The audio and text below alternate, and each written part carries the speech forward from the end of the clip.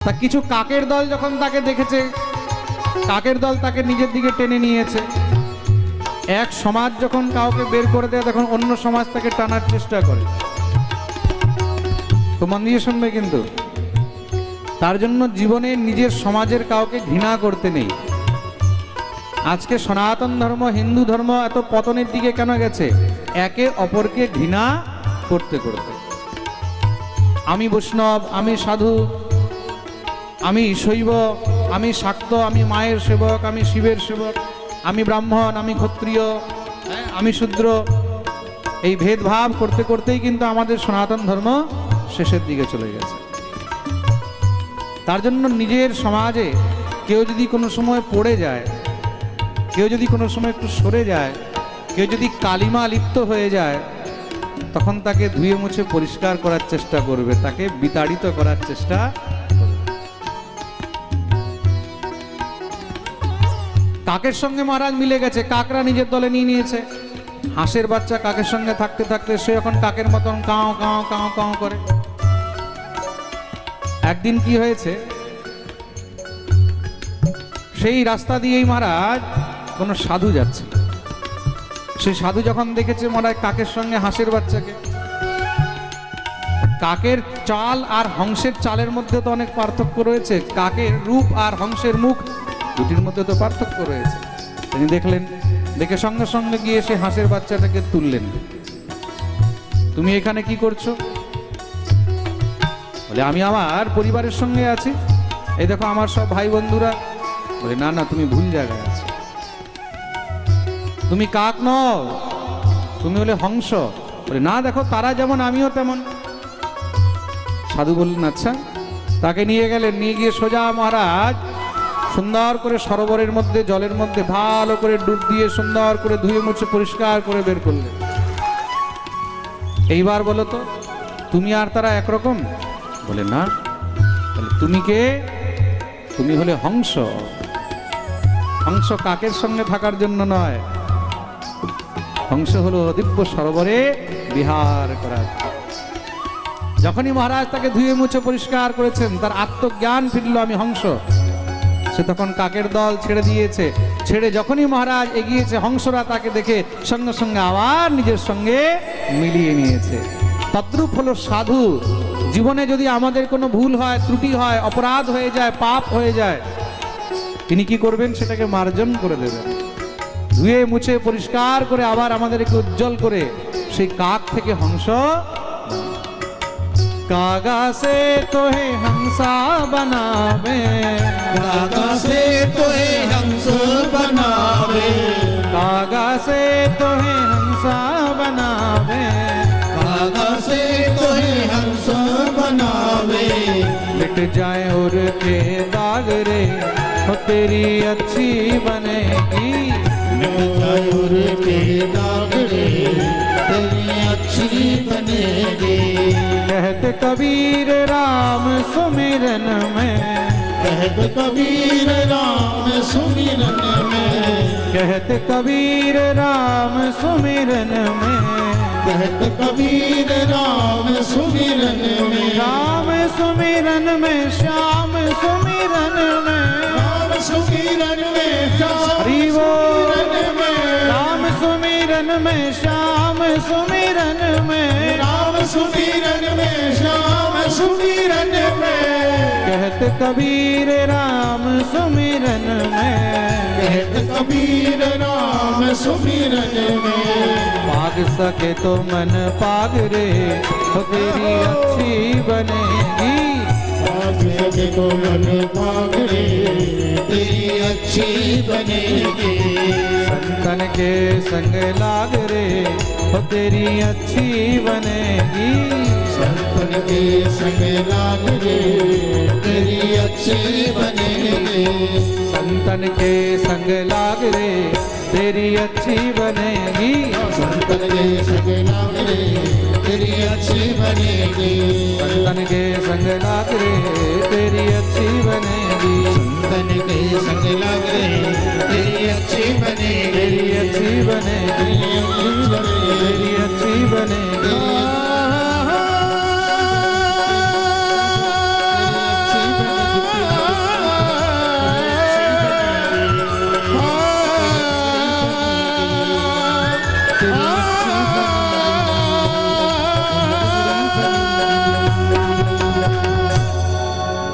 बोलिए भक्तवत्सल भगवान की जय संतन के संग लाग रे ओ तेरी अच्छी बनेगी। संतन के संग लाग रे तेरी अच्छी बने। এই হলো সাধু সঙ্গের মহিমা। দেবর্ষি নারদ সাধু কৃপাতেই কিন্তু আজকে নারদ হতে পেরেছেন। মহর্ষি বেদব্যাসকে উপদেশ করলেন।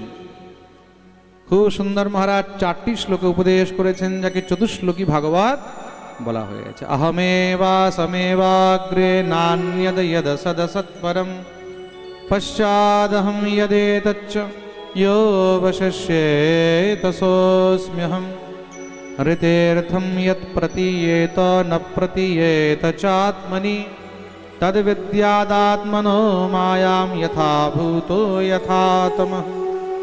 দিব্য মহারাজ 4টি শ্লোক উপদেশ করলেন, যাকে চতুশ্লোকী ভাগবত বলা হয়। মহর্ষি বেদব্যাস এটারই বিস্তার করেছেন 18,000 শ্লোকে। কত শ্লোকে? আর তার নাম হলো শ্রীমদ্ ভাগবত মহাপুরাণ। এই ভাগবত তিনি নিজের পুত্র শুকদেব গোস্বামীকে পড়িয়েছেন, আর শুকদেব প্রভু এই ভাগবত রাজা পরীক্ষিতকে শুনিয়েছিলেন।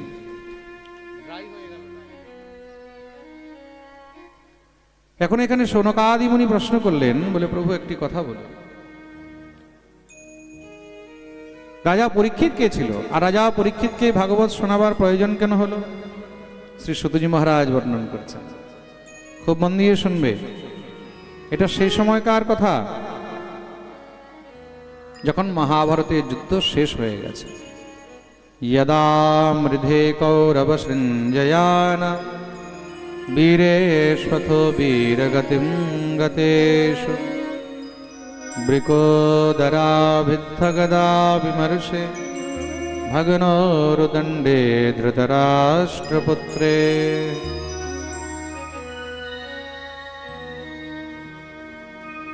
মহাভারতের যুদ্ধ শেষ। ভীম দুর্যোধনের জাং ভেঙে দিয়েছে। ভাঙা জাং নিয়ে দুর্যোধন পড়ে আছে মরণাসন্ন অবস্থায়। সেই সময় তার কাছে এসে উপস্থিত হলেন অশ্বত্থামা। মহারাজ, আপনার জয় হোক, জয় হোক, জয় হোক। আরে মূর্খ, আমি এখন মরণাসন্ন মৃত্যুর পথে, আর তুই আমার জয় জয়কার করছিস? দেখুন, নিজের প্রশংসাও মানুষের ভালো লাগে, কিন্তু কখন? যখন সময় ভালো থাকে। সময় খারাপ হলে তখন প্রশংসাও ভালো লাগে না। প্রেম সে বলো। সময় ভালো হলে তখন প্রশংসা ভালো লাগে, সময় খারাপ হলে তখন প্রশংসা ভালো লাগে।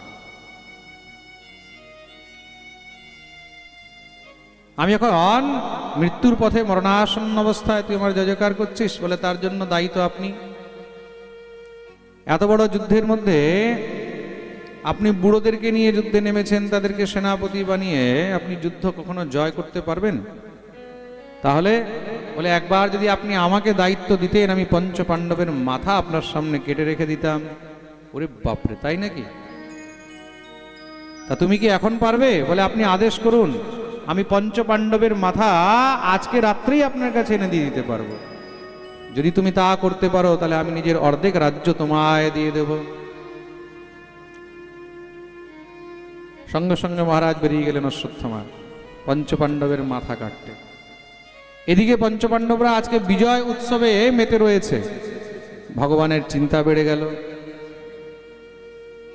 আচ্ছা, পাণ্ডবদেরকে মারতে আসছে, চিন্তা পাণ্ডবদের নেই, চিন্তা কার বেড়েছে? ভগবানের। কেন?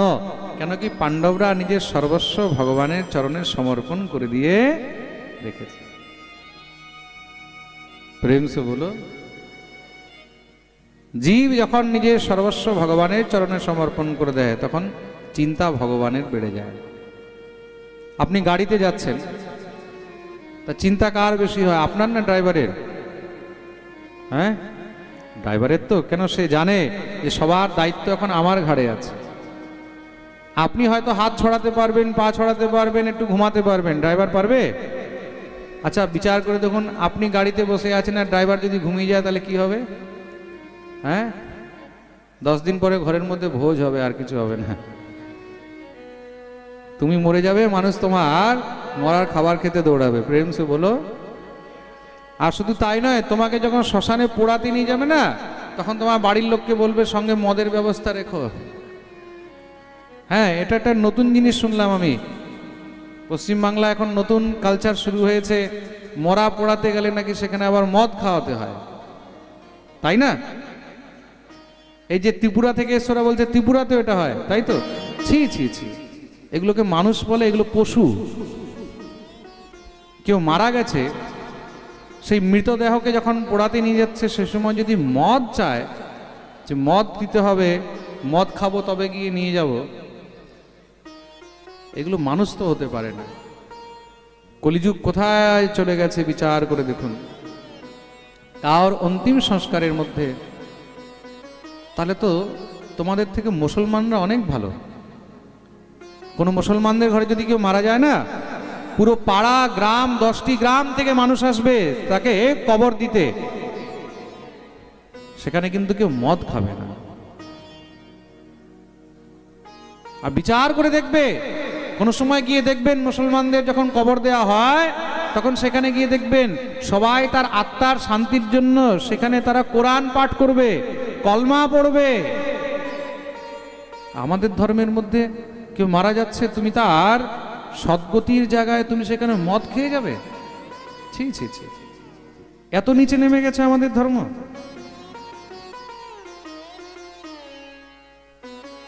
মনে রাখবে, যদি ঘরের মৃত মানুষকে পোড়াবার জন্য তোমাকে মদ দিতে হয়, তাহলে এমন মানুষের শ্মশানে প্রয়োজন নেই, একদম দরকার নেই। 100 জনকে নিয়ে যাওয়ার দরকার নেই, 4 জন নিয়ে যাও, সেখানে সংস্কার করে চলে আসো, এটাতে তার সদ্গতি হবে।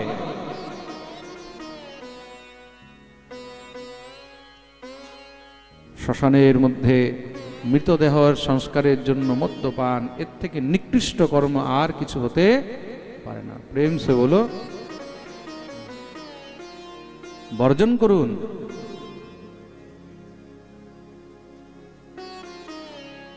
অশ্বত্থামা পাণ্ডবদের হত্যা করতে বেরিয়েছে।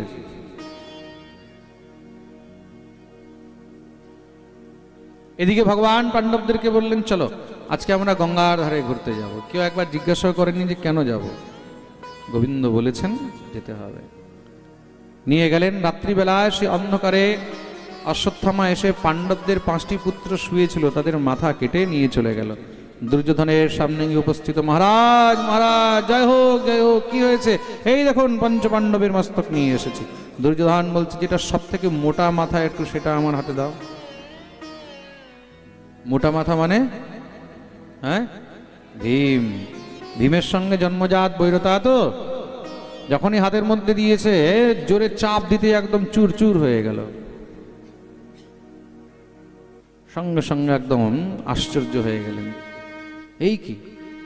যেই ভীমের মস্তকে 80 মণ গদা দিয়ে প্রহার করেছি তার কিচ্ছু হয়নি, আর জোরে চাপ দিতে চুরমার হয়ে যাবে? এটা ভীমের মস্তক নয়, তুমি কার মাথা নিয়ে এসেছো দেখি।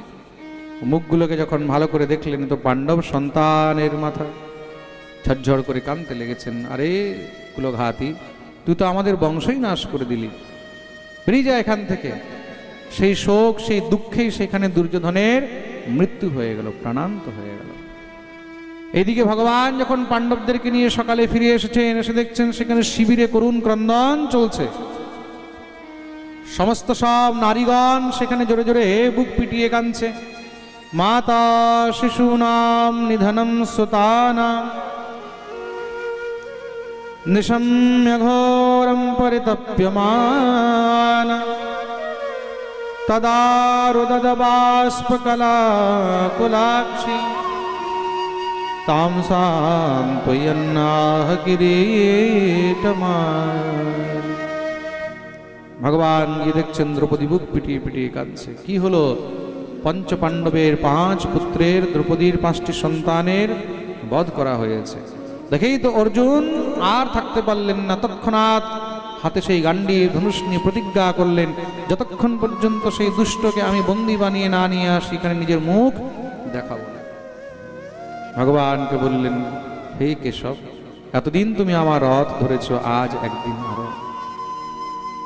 ভগবান রথ নিয়ে চললেন। ওর যুদ্ধ হয়েছে, অশ্বত্থামাকে বন্দী বানিয়ে নিয়ে আসলেন, দ্রৌপদীর সামনে ফেলে দিলেন। দেবী, বলো একে কি সাজা দেওয়া হোক? থরথর করে কাঁপছে অশ্বত্থামা। দ্রৌপদী বললেন, মুচ্যতামেশ ব্রাহ্মণো নিতরাম গুরু। ব্রাহ্মণ, তাকে ছেড়ে দাও। তারপরে গুরুপুত্র, গুরুবৎ গুরুপুত্রেষু, গুরুপুত্রকেও গুরুর সমান সম্মান করা উচিত, ছেড়ে দাও। তার মা আগে নিজের স্বামীকে হারিয়েছে, এবার যদি নিজের পুত্রকে হারায় কিভাবে থাকবে? ভীম গর্জনা করে বলছেন, কি শুনছো তুমি তার কথা? মেরে ফেলো এই দুষ্টকে। যুধিষ্ঠির বললেন, দাঁড়াও, দেখো গোবিন্দ কি বলে, তিনি তো আছেন। অর্জুন বললেন, প্রভু তুমিই বলো কি করব? ভগবান বললেন, দেখো, ব্রহ্ম বন্ধুর্ন হন্তব্য আততাই বধারহণঃ ময়ৈবো ভয়মামনাতম পরিপাহ্যনুশাসনম। সিদ্ধান্ত এটাই বলে যে ব্রাহ্মণের হত্যা করতে নেই, কিন্তু দুষ্টকে ছাড়তে নেই। অর্জুন বললেন, প্রভু তাহলে তো হয়ে গেছে, তুমি বলছো মারাও যাবে না আর ছাড়াও যাবে না, তাহলে কি করব? ভগবান বলেন, এবার তুমি বিচার করো। গীতার উপদেশ শুনে অর্জুনের এতটা জ্ঞান হয়ে গেছে যে কি করা উচিত। তিনি বুঝে গেলেন, মানি ব্যক্তিকে অপমান করে দেওয়া, সেটাই হলো তার জন্য মৃত্যুদণ্ড থেকেও বড়। অশ্বত্থামার মস্তক মুন্ডন করে তার মাথায় একটি মণি ছিল, সেই মণিটাকে হরণ করে নিলেন। অশ্বত্থামাকে অপমানিত করে ছেড়ে দেওয়া হবে। এদিকে মহারাজ বাচ্চাদের অন্তিম সংস্কার ইত্যাদি করে ভগবান সবাইকে নিয়ে হস্তিনাপুরে ফিরেছেন। যুধিষ্ঠিরের রাজ্য অভিষেক হলো। এদিকে অশ্বত্থামা কিন্তু প্রতিশোধের জ্বালায় জ্বলছে। কখন আমি প্রতিশোধ নেব? ভগবান দেখলেন এখন দীর্ঘ সময় হয়ে গেছে, আমাকেও এখান থেকে এখন দ্বারকা যাওয়া উচিত। ওইদিকে যে মায়েরা দাঁড়িয়ে আছে সব এদিকে ডান দিকে চলে আসবে। আজকে ডান দিকেও মায়েদের বসার ব্যবস্থা করা হয়েছে, ডান দিকে চলে আসবে। এদিকে প্রচুর জায়গা আছে, বাঁ দিকটা পুরো ভরে গেছে, আপনারা ডান দিকে চলে আসুন। তোমরা একটু সামনের দিকে এগিয়ে চলে আসো, সামনের দিকে অনেকটা জায়গা ফাঁকা আছে, যারা এদিকে বসে আছে এগিয়ে চলে আসো। সামনে খালি জায়গা আছে, এদিকে এগিয়ে চলে আসো। বলিয়ে ভক্তবৎসল ভগবান কি জয়। ভগবান দ্বারকা যাবেন, ভগবান বিদায় নিচ্ছেন। যদ্যপি কেউ তো চায় না যে ঠাকুর দ্বারকায় যাক, কিন্তু তা বলে আর কেউ ধরে বেঁধেও তো রাখতে পারবে না ভগবানকে। ভগবানকে সবাই বিদায় করতে বেরিয়েছেন। এদিকে ঘরের মধ্যে একা রয়েছে কে? অভিমন্যু স্ত্রী, নাম হলো উত্তরা। উত্তরার গর্ভে সন্তান আছে। অভিমন্যু তো যুদ্ধে মারা গেছে। পাণ্ডবদের অন্তিম অংশ, অন্তিম বংশ গর্ভের মধ্যে রয়েছে। অশ্বত্থামা দেখলো খুব সুন্দর সুযোগ, সবাই এখন ব্যস্ততার মধ্যে আছে, এই সময় গিয়ে যদি আমি এই শিশুকে মেরে ফেলি তাহলে পাণ্ডবদের বংশই শেষ হয়ে যাবে। এই বিচার করে উত্তরার গর্ভকে কেন্দ্রিত করে ব্রহ্মাস্ত্র ছাড়লেন। উত্তরা দূর থেকে যখন ব্রহ্মাস্ত্রের তেজ দেখেছে, নিজের দিকে আসতে সঙ্গে সঙ্গে ভয়ে দৌড়াতে লাগলেন। ভগবান রথে উঠে বসবেন, পিছন থেকে আওয়াজ আসছে, পাহি পাহি মহায়োগিন দেব দেব জগৎপতে নান্যম তদ ভয়ম পশ্যে যত্র মৃত্যুঃ পরস্পরম। ত্রাহিমাম ত্রাহিমাম ত্রাহিমাম, হে গোবিন্দ রক্ষা করো রক্ষা করো রক্ষা করো। ভগবান যখনই ফিরে তাকিয়েছেন, সেই মহারাজ ব্রহ্মাস্ত্রের তেজ দেখে ভগবান কিঞ্চিত দেরি করেননি, সঙ্গে সঙ্গে সূক্ষ্মরূপ ধারণ।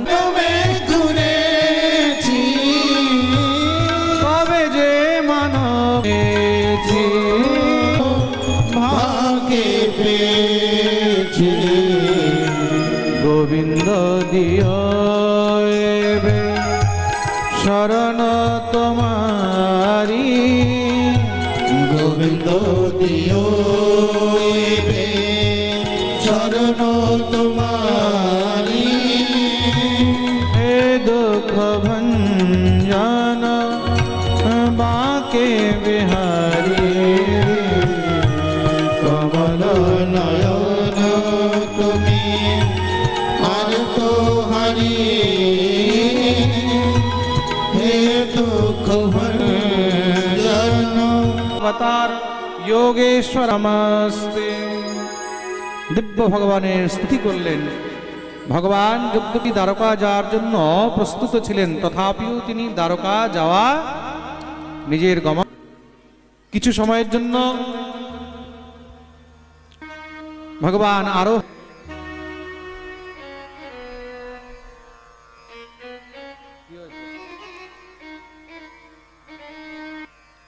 কিছু সময়ের জন্য আরো রয়ে গেলেন। ভগবান একদিন দেখছেন যে সবাই বিশ্রাম করছে, কিন্তু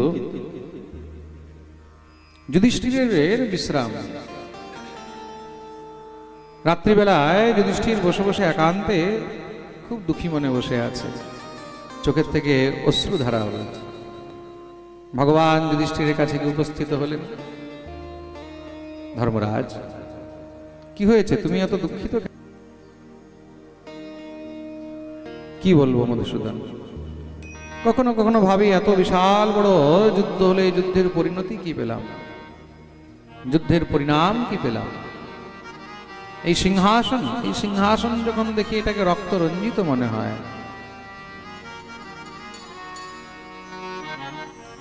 ভগবান বললেন, দেখো এটা তো ধর্মযুদ্ধ, ধর্মযুদ্ধের মধ্যে যদি আপনজন অধর্মের দিকে চলে যায় তখন তাকে বধ করলেও কোনো দোষ নেই। কিন্তু বধ করেছি কাকে?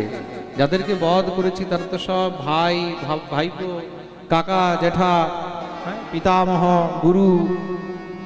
ভগবান বললেন, দেখো ধর্মযুদ্ধের মধ্যে যে যদি কেউ অধর্মের পথে গিয়ে তোমার সঙ্গে যুদ্ধ করে তখন তাকে বধ করলে কোনো দোষ নেই। যুধিষ্ঠির বললেন, তুমি আমার মনের ব্যথা বুঝতে পারবে না। ভগবান আর বোঝাবার চেষ্টা করলেন না। কেন? তাকে চায়, যে বুঝতে চায় না তাকে বোঝানো যায় না। যে শুয়ে আছে তুমি তাকে তো উঠাতে পারবে, কিন্তু যে শোয়ার নাটক করছে, ঘুমিয়ে থাকার নাটক করছে, তাকে তুমি জাগাতে পারবে? প্রেম সে বলো। কিন্তু তা বলে তো আর ছেড়ে দেওয়া যাবে না। কেন?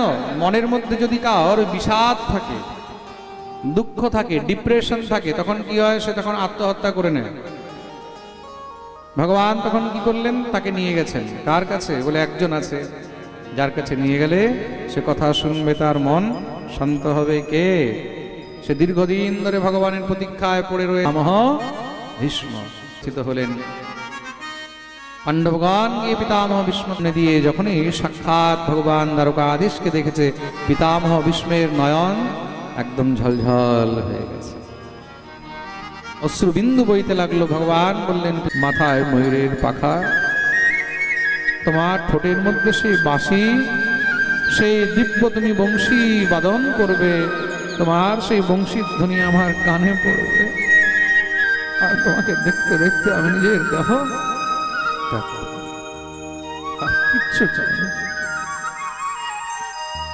আর কিচ্ছু।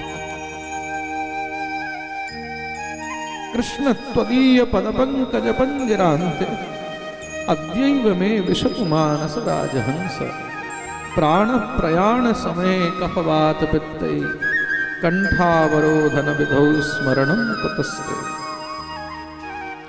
গোবিন্দের প্রার্থনা করতে করতে কণ্ঠ অবরুদ্ধ হয়ে যায়, আর শব্দ বেরোচ্ছে না। ঠাকুরের দিকে তাকিয়ে রয়েছেন। দেখতে দেখতে পিতামহ ভীষ্ম নিজের দেহ ত্যাগ করে দিলেন। बोलिए भक्त वत्सल भगवान की जय। পিতামহ ভীষ্মের যে নির্বাণ, ভীষ্মের যে গতি, এই গতি কতজন পায়? ঠাকুরের কাছে শুধু একটাই প্রার্থনা করবে, প্রভু যেই গতি পিতামহ ভীষ্মের হয়েছে, কিঞ্চিত যদি তার মধ্যে থেকে একটু গতি আমরা পেতাম, যেন আমাদেরও সেই গতি হয়। তোমার দর্শন করতে করতে যেন নিজের এই দেহ আমরা ত্যাগ করতে আর কিচ্ছু চাই না। স্বর্গ চাই না, বৈকুণ্ঠ চাই না, সুখ চাই না, সম্পত্তি চাই না, বৈভব চাই না। শুধু তোমার দর্শন করতে করতে, তোমার নাম নিতে নিতে যেন এই দেহটা, জিহ্বার মধ্যে তোমার নাম থাকবে, এই চোখ দিয়ে তোমার দর্শন করব, আর কানে তোমার কথা শুনতে থাকবো। বাস। শ্রী সূতজি মহারাজ দিব্য ভীষ্মের মহানির্বাণের কথা বর্ণন শ্রবণ করালেন। ভগবান দ্বারকা প্রস্থান করেছেন। কিছু সময় পরে ভগবতী উত্তরার গর্ভ থেকে সে সন্তানের জন্ম হলো। বাচ্চার জাতকর্ম সংস্কার করা হয়েছে, নামকরণ করা হলো। কি নাম রাখলেন? তস্মান নামনা বিষ্ণু রাতঃ ইতি লোকে বৃহৎস্রবাহ। স্বয়ং ভগবান বিষ্ণু যা রক্ষা করেছেন তার নাম রাখলেন বিষ্ণু রাত। কিন্তু ব্রাহ্মণরা বললেন স এষ লোকে বিখ্যাত পরীক্ষিত ইতি যৎ প্রভু। সে জন্ম থেকে সবার পরীক্ষা করবে, তার জন্য তার আরেকটি নাম হলো পরীক্ষিত। বলিয়ে পরীক্ষিতজি মহারাজ কি। কিন্তু মনে রাখবে এই বাচ্চা অল্পায়ু হবে, অল্প বয়সে সর্পদংশনে তার মৃত্যু হবে। শুনেই তো যুধিষ্ঠির চিন্তিত হয়ে গেলেন। তাহলে মহারাজ তার উদ্ধার কি করে হবে? সর্পদংশনে মৃত্যু হলে তো তার উদ্ধার হয় না। যার রক্ষা স্বয়ং ভগবান করেছেন তার মৃত্যু এইভাবে? আচার্যগণ বললেন চিন্তা করবে না, যিনি রক্ষা করেছেন সেই ভগবান স্বয়ং তার উদ্ধারের জন্য তার মুক্তির রাস্তা নিয়ে দৌড়ে আসবেন। শ্রী পরীক্ষিতজি মহারাজ বড় হচ্ছেন, এদিকে নিত্য নতুন অপশকুন বেড়েছে। আর ভালো লাগছে না। যুধিষ্ঠির অর্জুনকে পাঠালেন, গিয়ে দেখো দ্বারকাধীশ সকুশল আছেন তো। অর্জুন দ্বারকায় গিয়ে দেখছেন দ্বারকা বলতে কিছুই নেই, দ্বারকা জলমগ্ন হয়ে গেছে। ভগবান সদা সর্বদার জন্য পরমধাম গমন করেছেন। অর্জুন কাঁদতে কাঁদতে ফিরলেন যুধিষ্ঠির খবর পেয়ে। আর মহারাজ এই ভূমণ্ডলে থাকলেন না। তিনি তখন নিজের পৌত্র পরীক্ষিতকে রাজগদ্দিতে বসিয়ে দিয়ে বাকি পাণ্ডবদেরকে নিয়ে বনগমন করলেন। পরীক্ষিত দিগ্বিজয় করেছেন। অখণ্ড ভূমণ্ডলের সমস্ত পৃথিবীর একছত্র চক্রবর্তী সম্রাট হয়েছে। শ্রী পরীক্ষিতজি মহারাজ নিজেরই রাজ্যের মধ্যে একবার ভ্রমণ করতে করতে হঠাৎ করে দেখছেন একটি গাভী আর একটি বৃষ দুজনার মধ্যে খুব সুন্দর চর্চা হচ্ছে। একটি গোমাতা আর একটি বৃষ, বৃষ মানে ষাঁড়, তাদের মধ্যে খুব সুন্দর চর্চা চলছে। আসলে এই গোমাতাটি কে? গোমাতাটি হলেন স্বয়ং ভগবতী পৃথিবী। আর বৃষটি কে? বৃষটি হলেন স্বয়ং ধর্ম। বৃষটি হলেন স্বয়ং ধর্ম। ধর্ম আর পৃথিবীর মধ্যে সংবাদ চলছে। কি সংবাদ চলছে? ভগবতী পৃথিবী ধর্মকে জিজ্ঞাসা করছেন তুমি এত কষ্ট কেন পাচ্ছ? ধর্ম বলছেন যিনি আমার রক্ষক তিনি তো চলে গেলেন। ধর্ম পৃথিবীকে বলছেন তুমি কেন কাঁদছো? পৃথিবী বললেন যিনি আমার পতি তিনি তো আমাকে ছেড়ে দিয়ে চলে গেলেন।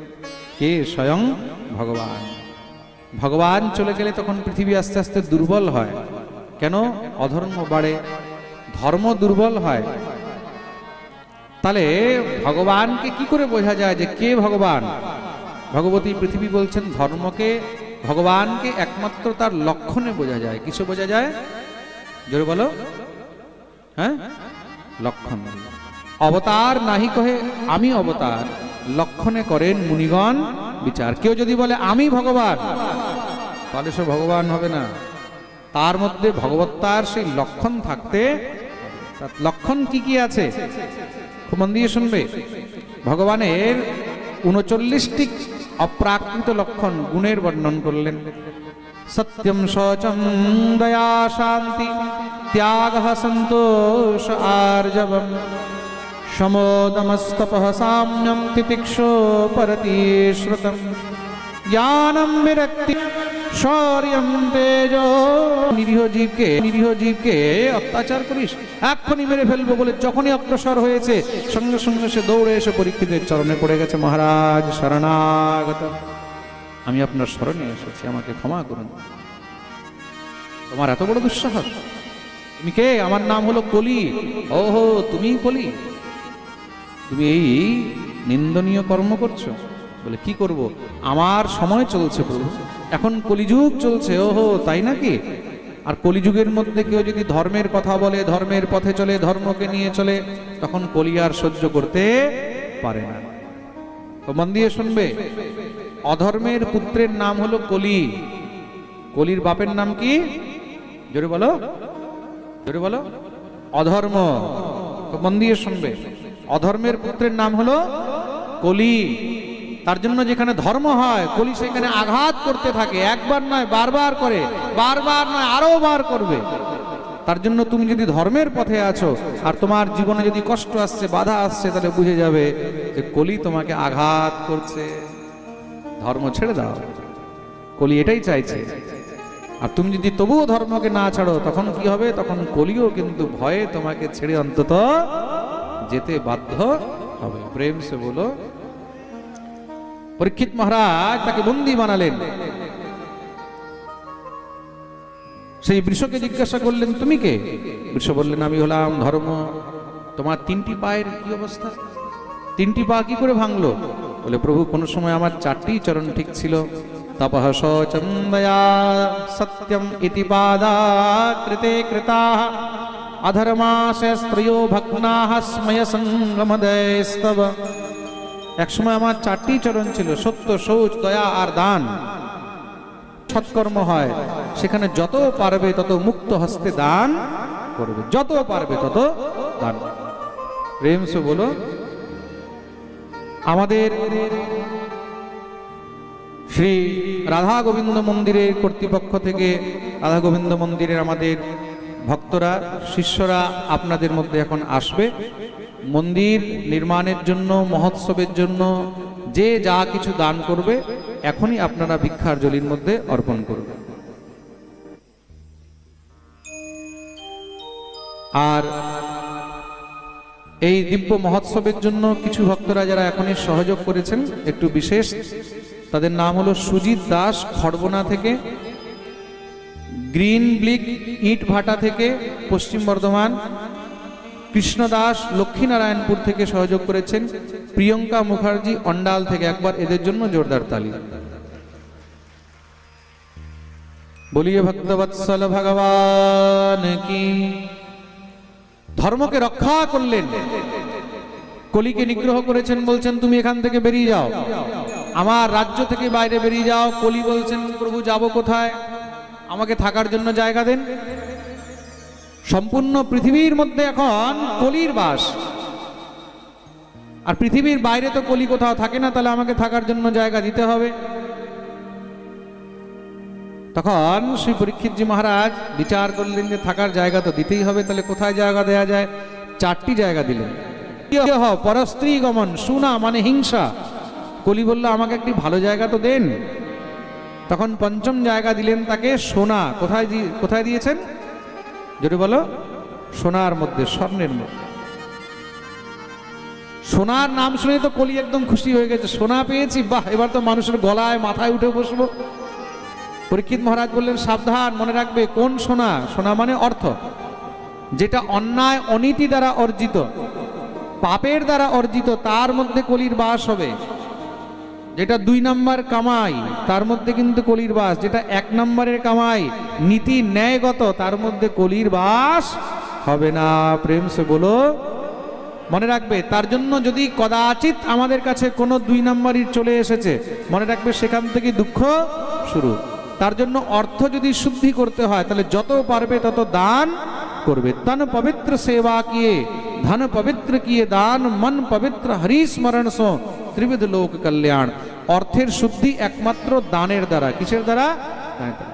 আপনি যত পারবেন, যা সঞ্চয় করছেন তার 10% অবশ্যই দান করবেন।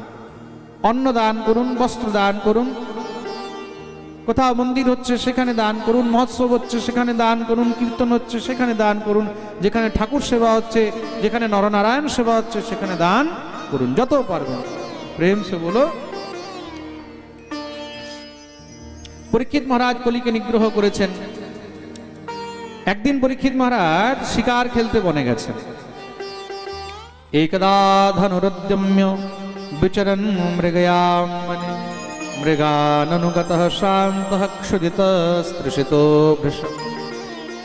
বনে শিকার খেলতে খেলতে হঠাৎ করে মহারাজ পিপাসা লেগেছে, ক্ষুধা পিপাসা লাগাতে তিনি খুঁজছেন কোথাও যদি কিছু পাই। খুঁজতে খুঁজতে এক ঋষির আশ্রম পেলেন। সেই ঋষির নাম হলো শমিক মুনি।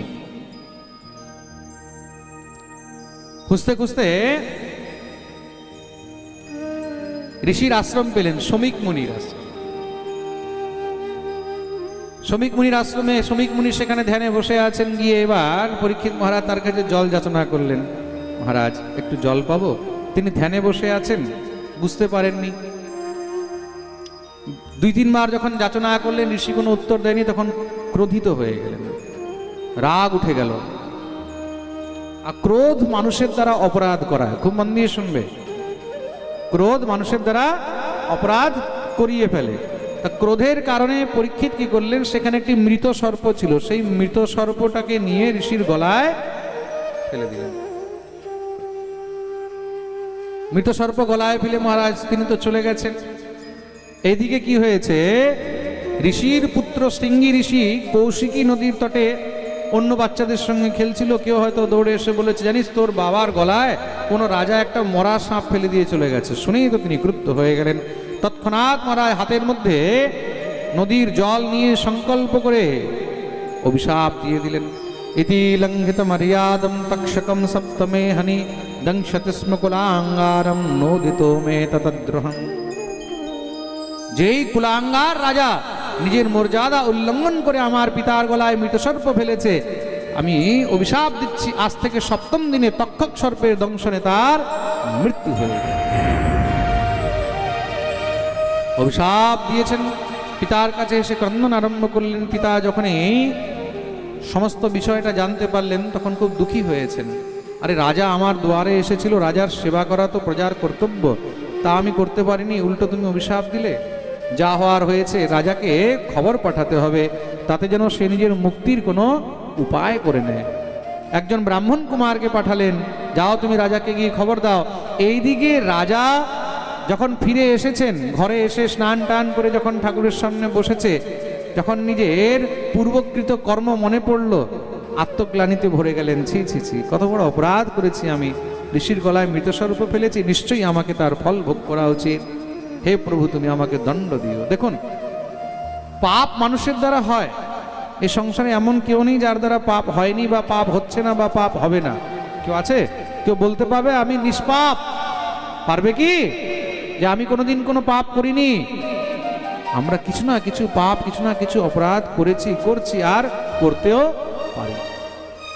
তার জন্য ভগবানের কাছে সবসময় প্রার্থনা করবে কি, পাপোহম পাপ কর্মোহম পাপাত্মা পাপ সম্ভব ত্রাহি মাম পুণ্ডরীকাক্ষ সর্ব পাপ হরো হরি। হে প্রভু, আমরা তো পাপী, নিশ্চয়ই আমরা অনেক পাপ করেছি,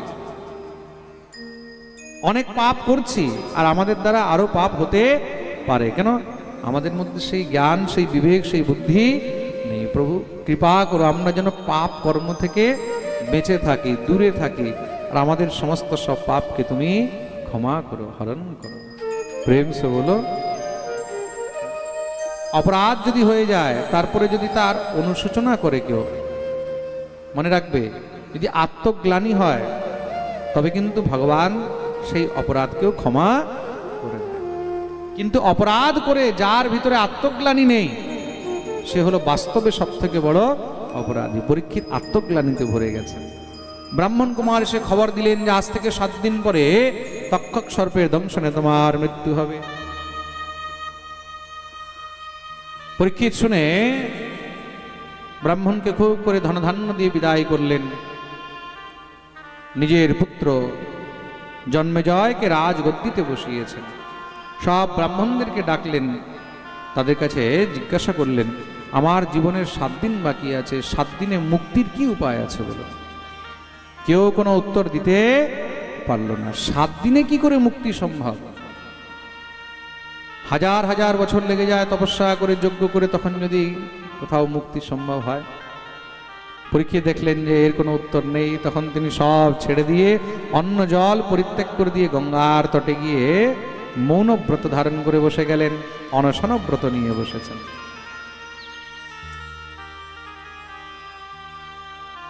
চারদিকে ভিড় লেগে গেছে মহারাজ পরীক্ষিতের মৃত্যু কিভাবে হবে দেখার জন্য।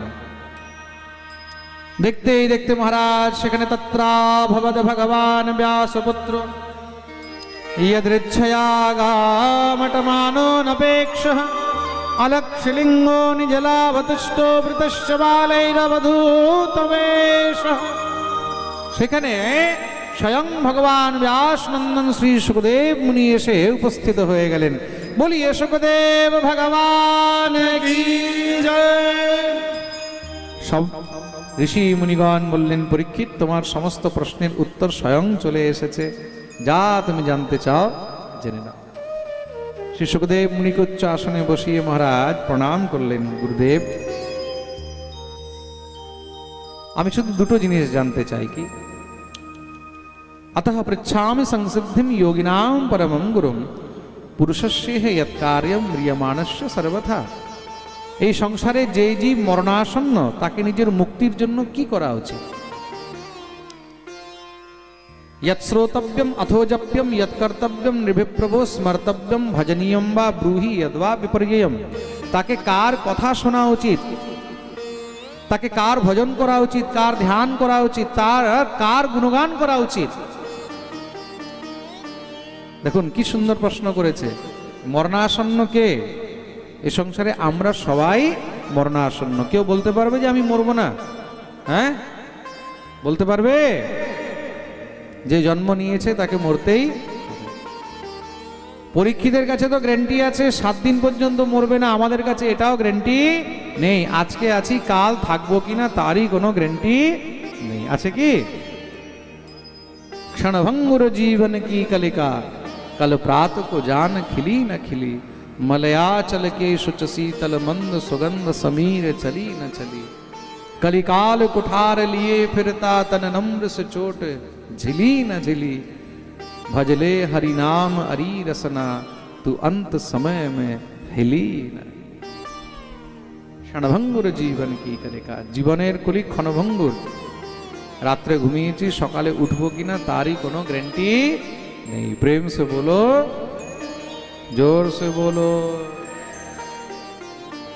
কোনো ভরসা নেই। আছে কি? হ্যাঁ,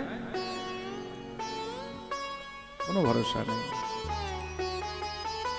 আমাদের সবার কাছে কিন্তু 7 দিনই আছে। 7 দিনের উপরে 8 দিনের সময় আমাদের কাছে নেই। এই 7 দিনই আসতে হবে আর 7 দিনেই যেতে হবে। জানা আছে তো এই 7 দিন কি কি? হ্যাঁ, এই 7 দিনের উপরে আর 8ম দিন নেই। দেখে নাও, ভালো করে গুনে নাও।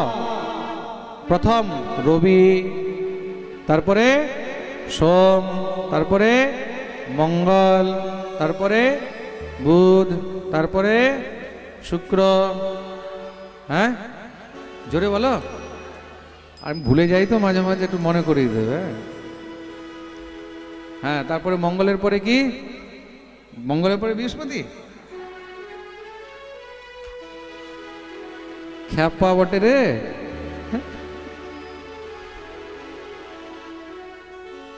প্রেম সে বলো। এটা আমাদের লোকাল লক্ষ্মীনারায়ণপুরের ল্যাঙ্গুয়েজ। প্রেম সে বলো।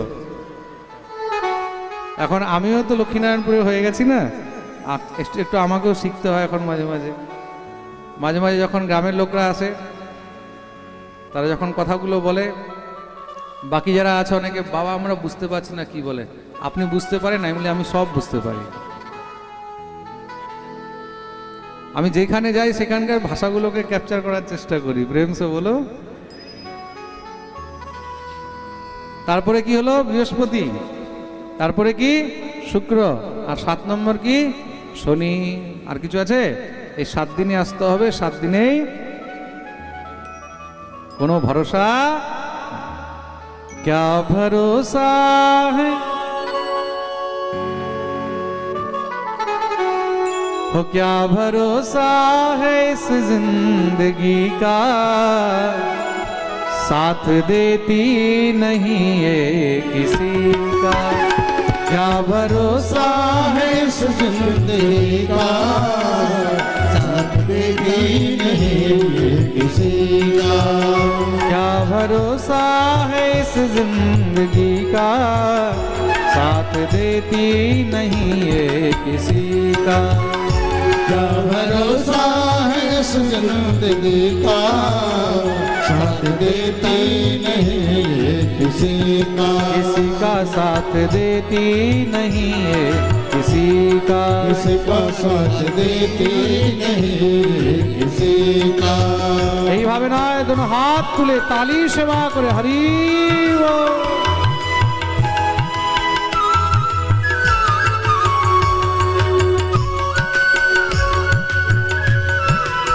वृंदावन बिहारी लाल की जय हो।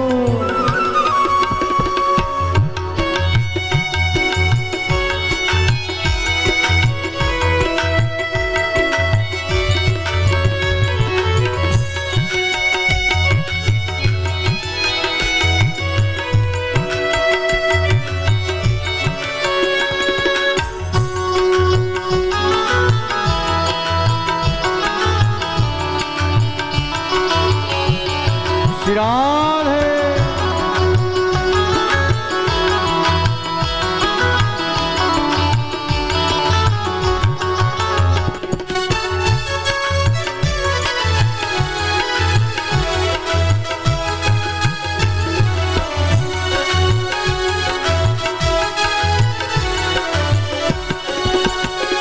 श्वास रुक जाएगी चलते चलते, क्षमा बुझ जाएगी जलते जलते।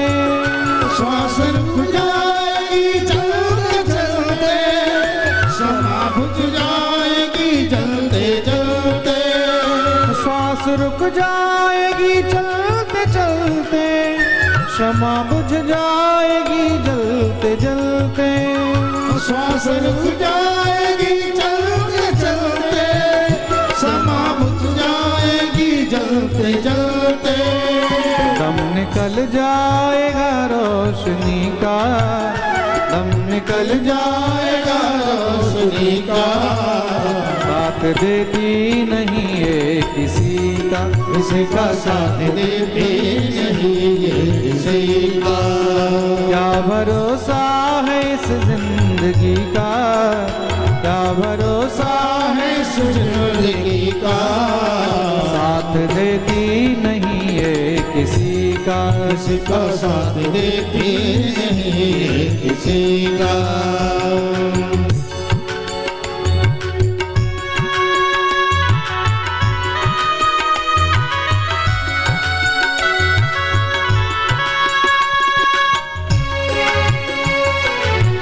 बोलिए राधा रमन लाल की।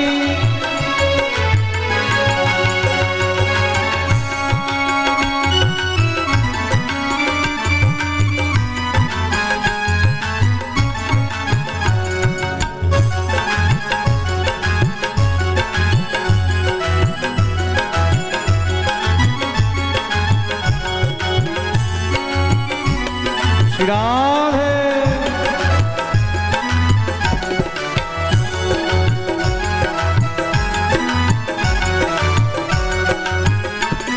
दुनिया है हकीकत पुरानी, चल के रुकना है इसकी रवानी।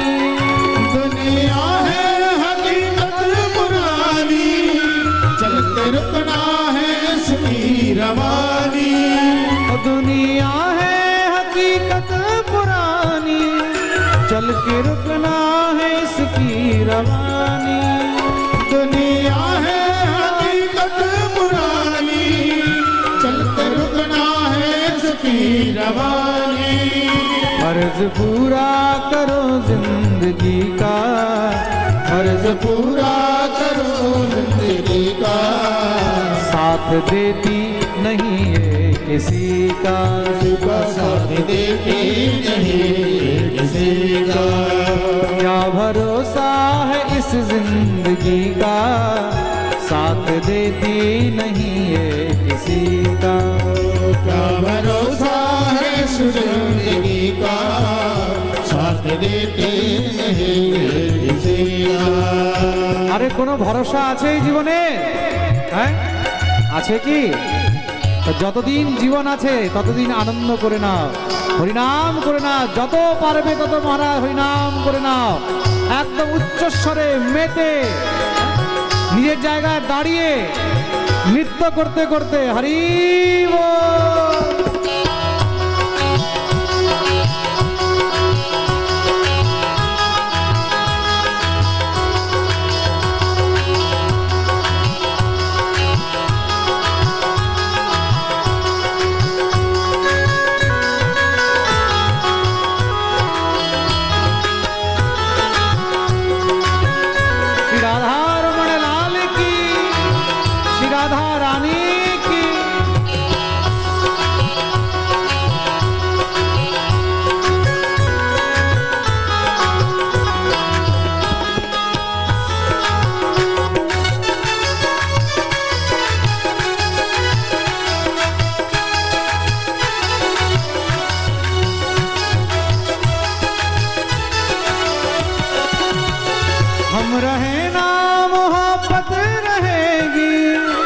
दास्तां अपनी दुनिया कहेगी। हम रहे ना मोहब्बत रहेगी, दास्तां अपनी दुनिया कहेगी। हम रहे ना मोहब्बत रहेगी, दास्तां अपनी दुनिया कहेगी। रहे ना मोहब्बत रहेगी, दास्तां अपनी दुनिया कहेगी। नाम रह जाएगा आदमी का, नाम रह जाएगा आदमी का, साथ देती नहीं ये किसी का। किसी का साथ देते नहीं किसी का, किसी का साथ देती नहीं ये किसी का। किसी का साथ देते नहीं ये किसी का। क्या भरोसा है इस जिंदगी का, भरोसा है इस जिंदगी गाइए।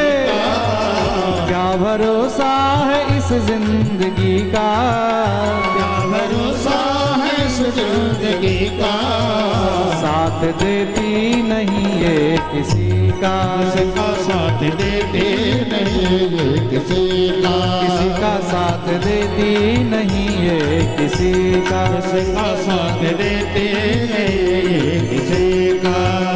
क्या भरोसा है इस जिंदगी का, क्या भरोसा है इस जिंदगी का, साथ देती नहीं है किसी का। साथ देती नहीं है किसी का, साथ देती नहीं है किसी का।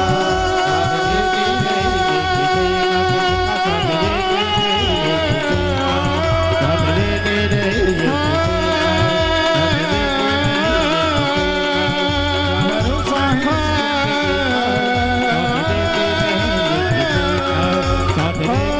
भरोसा है,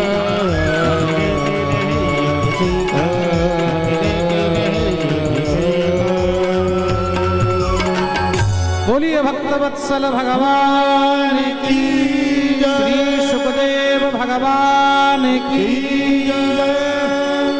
সবাই নিজের নিজের জায়গায় বসে যাবে, যারা যেখানে ছিল সেখানে বসে যাবে। क्या भरोसा है इस जिंदगी का, क्या भरोसा है इस जिंदगी का, मत देती नहीं ये किसी का। किसी का साथ देती नहीं ये किसी का।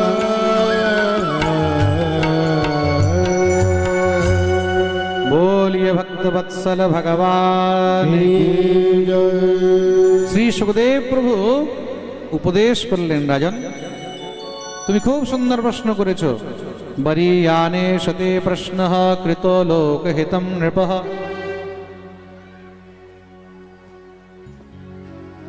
आत्मविद सम्मतः पुंसां श्रोतव्यादिषु य परः।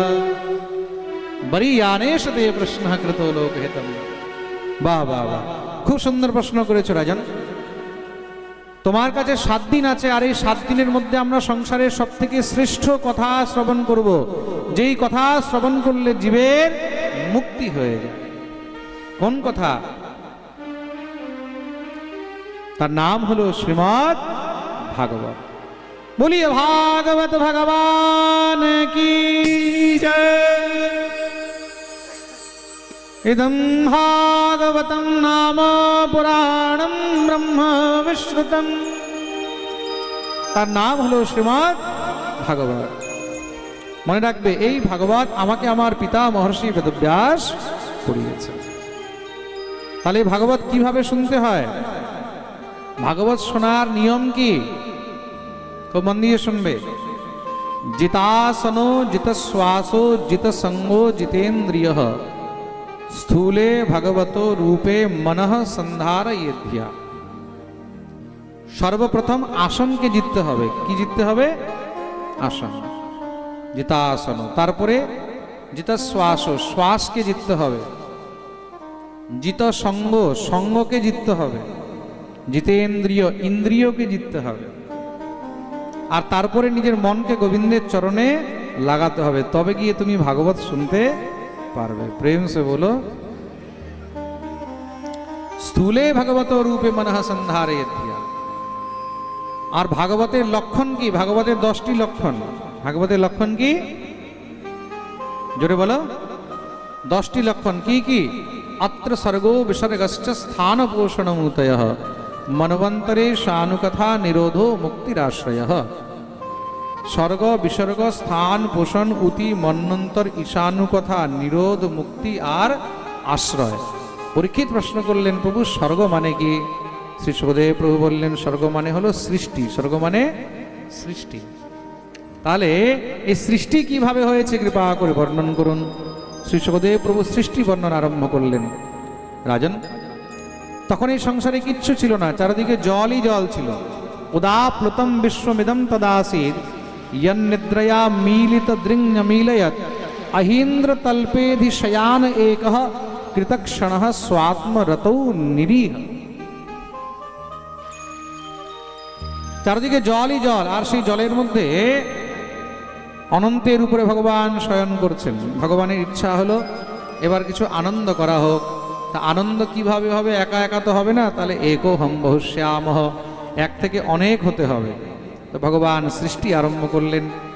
ভগবানের নাভি থেকে খুব সুন্দর একটি পদ্মফুল সৃষ্টি হলো, তার থেকে দিব্য এক দেবতা প্রকট হয়েছে, তার নাম হলো ব্রহ্মা। কি নাম? সে ব্রহ্মা ভগবানের স্তুতি করলেন, প্রার্থনা করলেন, প্রভু আমি কে আর আমার উদ্দেশ্য কি? ভগবান বললে, তুমি আমার পুত্র, ব্রহ্মের পুত্র বলে তোমার নাম হবে ব্রহ্মা। বলিয়ে ব্রহ্মাজি মহারাজ কি। তুমি সৃষ্টি রচনা করো।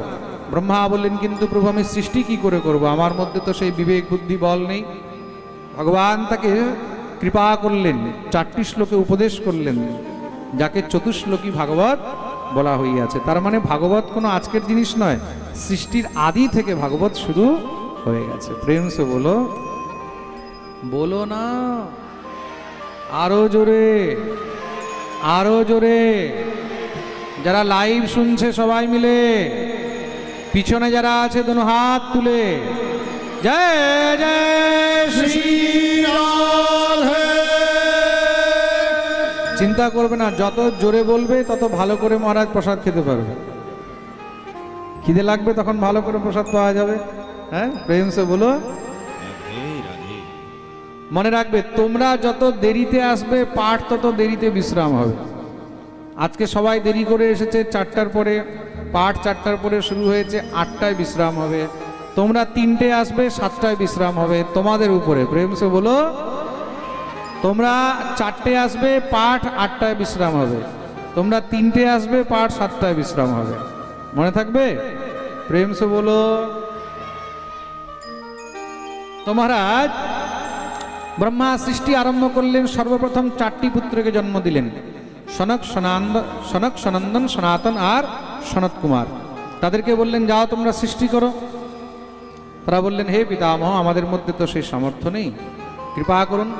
বললেন, তাহলে তপস্যা করো। তপস্যা করেছেন। ব্রহ্মা বলেন, বর চাও। তপস্যা করে মন নির্মল হয়ে গেল। বলে, কে এই সংসারের মধ্যে মহারাজ ঢুকতে যাবে? এমন কৃপা করুন যেন আমরা ছোট ছোট 5-5 বছরের বাচ্চা হয়ে থাকি। ব্রহ্মা বলেন, তথাস্তু। এবার সৃষ্টি করো। আপনি কৃপা করলেন 5 বছরের বাচ্চা হয়ে থাকার জন্য, আর 5 বছরের বাচ্চা কি বাচ্চা জন্ম দিতে পারে?